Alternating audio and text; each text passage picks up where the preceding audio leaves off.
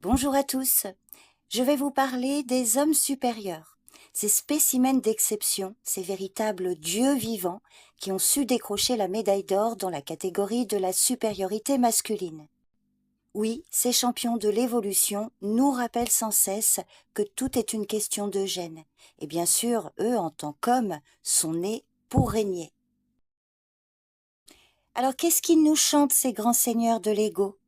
Les femmes, elles sont là pour nous admirer. Voilà, c'est tout.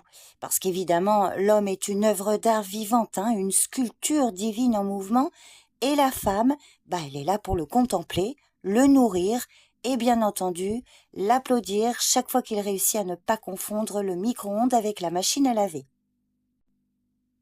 Et leur savoir-faire, quelle finesse! La femme, pour eux, c'est un peu comme un vieux téléphone à cadran complètement dépassé. Elle doit savoir tout faire, en silence évidemment, organiser tout sans jamais poser de questions, et si jamais elle ose envisager une carrière, non mais faut pas abuser tout de même. La femme qui bosse trop, c'est qu'elle veut leur trône. Elles sont tellement vénales, bien sûr. Non, non, elle doit rester à sa place, être belle, distraire, et surtout ne jamais leur voler la lumière. Parce qu'un homme qui n'est pas le centre de l'univers, c'est un homme qui tombe dans le gouffre noir du désespoir existentiel.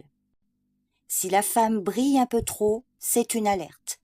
Mais eux, bien sûr, sont tellement modestes dans leur auto-admiration qu'ils ne voient même pas leur propre vanité. Et quand on est supérieur à quelqu'un, que fait-on? Eh bien, on lui explique gentiment sa place, évidemment. Une femme qui gère sa carrière, ses enfants, son humeur, et qui en prime respire sans avoir l'air d'avoir explosé en 1000 morceaux, impossible. Un homme supérieur sait parfaitement qu'une femme doit se contenter d'une seule tâche à la fois. Si elle essaie d'en faire plus, elle dépasse les bornes et il est temps de lui rappeler son rôle.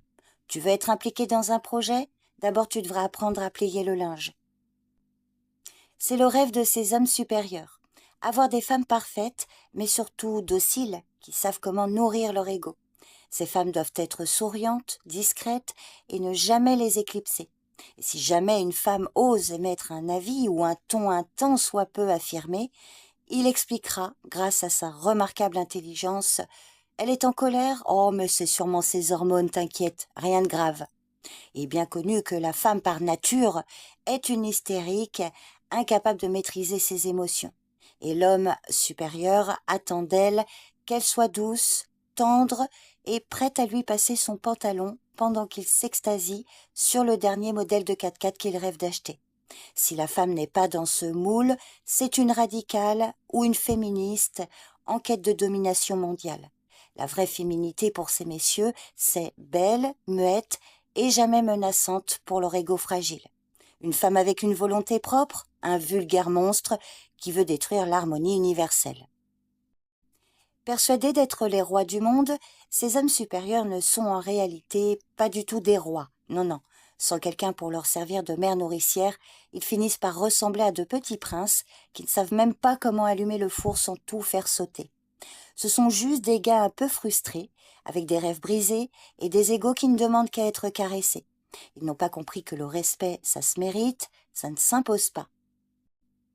Alors à ces hommes, je dirais, continuez à croire que vous êtes supérieurs, franchement, ça nous laisse la place pour avancer.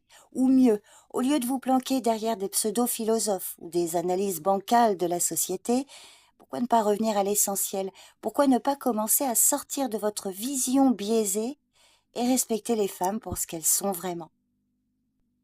Au lieu de continuer à se chamailler dans cette guerre des sexes, peut-être qu'il est temps de comprendre une chose, l'homme et la femme doivent être unis et complémentaires. Alors oui, c'est bizarre, mais en fait ça marche mieux comme ça, parce qu'à force de jouer au petit chef ou à la soumise, on oublie l'essentiel, avancer ensemble. L'un ne peut pas briller sans l'autre, et ce n'est pas en se battant pour des rôles ridicules qu'on va changer quoi que ce soit. Donc je vous remercie d'avoir pris le temps de m'écouter jusqu'au bout. C'est un peu hors sujet par rapport à ce que je partage d'habitude, mais parfois c'est important de sortir du cadre et d'exprimer des idées qui tiennent à cœur.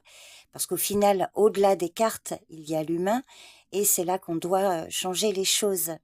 Alors prenez soin de vous, réfléchissez à ce que vous voulez vraiment et souvenez-vous, c'est ensemble, dans le respect, qu'on peut vraiment avancer.